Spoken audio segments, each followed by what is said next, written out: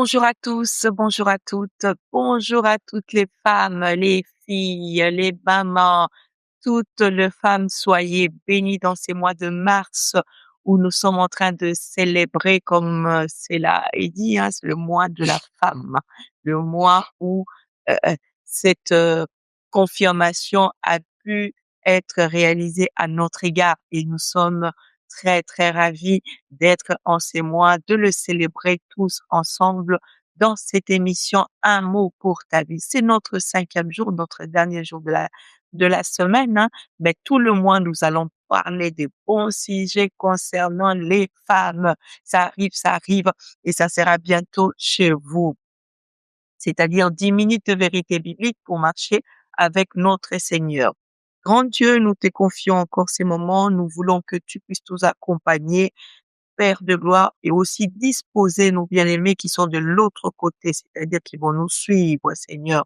Papa, dispose les moyens, le temps, Père, et surtout une bonne compréhension pour une bonne marche avec toi. Au nom de Jésus, nous t'avons ainsi prié et nous disons Amen. Femme, je voulais qu'on parle un peu sur le dévouement de la femme. Dans la femme, on voit toute femme est une femme dévouée.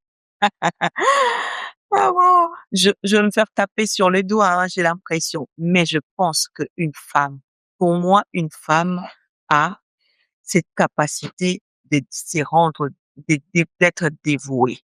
D'être qu'une femme, c'est qu'on appelle une femme dévouée. D'ailleurs, nous allons lire un verset de la Bible. Pourquoi je me suis permise de dire que toutes les femmes, peut-être que tu connais une femme qui n'est pas dévouée, une femme paresseuse, tu peux connaître, hein, tu peux connaître. Mais cette émission va permettre à cette femme de changer d'opinion. Parce que dans la femme, Dieu a mis le dévouement.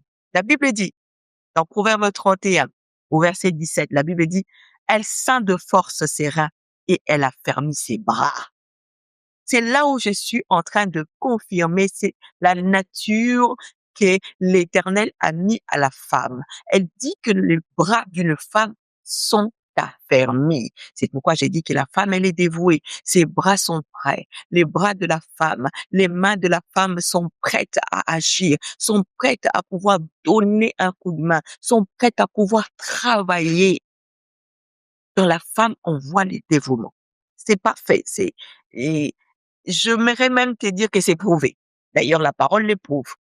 Une femme, elle est travailleuse. Une femme a toujours tendance, quel que soit son âge, même quand tu vois les petits jouer, hein, quand tu verras les petits garçons ou les petites filles jouer ensemble, tu verras que la petite fille a tendance à pouvoir servir, à pouvoir travailler, à pouvoir mettre des choses en place. Pendant que le petit garçon, lui, va courir ça et là, la petite fille va prendre soin de pouvoir ranger. Parce que dans notre sang de femme, il y a le dévouement, il y a le travail. Le dévouement n'est pas la faiblesse. Il faut savoir ça. Quand tu as une femme à tes côtés qui est dévouée, ne prends pas cette femme comme si elle devenait une femme faible. C'est là le problème dans la société. C'est là le problème dans nos jours. C'est là même le problème, toi, femme, je sais. Tu ne veux plus montrer. Tu ne veux plus matérialiser ton dévouement à cause de, de rendement que tu as eu, à cause de récompenses que tu as eues. Les autres pensent, ou même la personne qui est à tes côtés, ou même ton conjoint, pense que quand tu es dévoué, tu es faible. Tu n'es pas faible. Le dévouement n'est pas une faiblesse. Le dévouement, c'est une force silencieuse. C'est une force quand tu n'es pas là, c'est elle qui range tout. C'est elle qui prépare tout. Quand tu n'es pas là, c'est elle qui pense à tout. C'est elle qui est ton intercesseuse. C'est celle qui va se placer devant ta force. C'est celle qui t'attend. C'est une force silencieuse qu'a une femme dévouée. Femme, devenons, continuons à être de femmes dévouées parce que cela fait notre caractère, cela fait notre force, cela fait notre identité. La femme dans son dévouement, elle a la capacité de se consacrer dans sa fidélité. Une femme est capable de demeurer fidèle, que ce soit dans sa relation amoureuse, que ce soit dans sa relation amicale. Beaucoup de femmes sont capables de tenir parce que c'est dans notre sang. Dans chaque règle, il y a toujours une exception, hein. Et je laisse un peu un 10% parce que je sais que là où je parle, il y a d'autres qui me disent, moi je connais un tel, moi je connais un tel. Oui, dans chaque naturel, il y a des exceptions.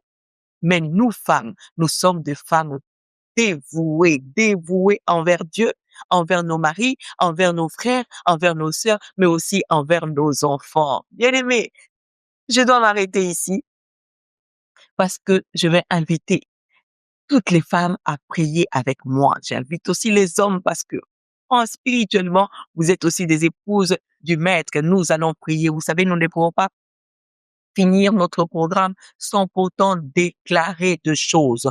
Mais nous allons prier ensemble. Prie avec moi. Déclare avec moi dans ces jours, dans ces mois où nous sommes en train de célébrer le nom de la femme, les valeurs de la femme, les caractéristiques de la femme. Nous allons déclarer que l'Éternel fasse de nous de bonnes femmes, Seigneur.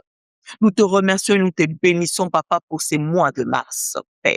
Je viens m'associer avec toutes les personnes qui vont nous suivre, hommes et femmes, Seigneur, d'une manière spirituelle comme d'une manière naturelle. Je déclare, Papa, dans nos vies de femmes, nous sommes des personnes qui ont été créées, Papa, à ton image et à ta ressemblance, et que laisse que dans toute femme, Papa, qu'elle soit porteuse de vie, qu'elle soit porteuse d'obéissance, qu'elle soit porteuse de dévouement, qu'elle soit porteuse, Papa Seigneur, de vie de prière, qu'elle soit porteuse et Papa Seigneur, manifester cet être spirituel qui se cache en nous, Seigneur.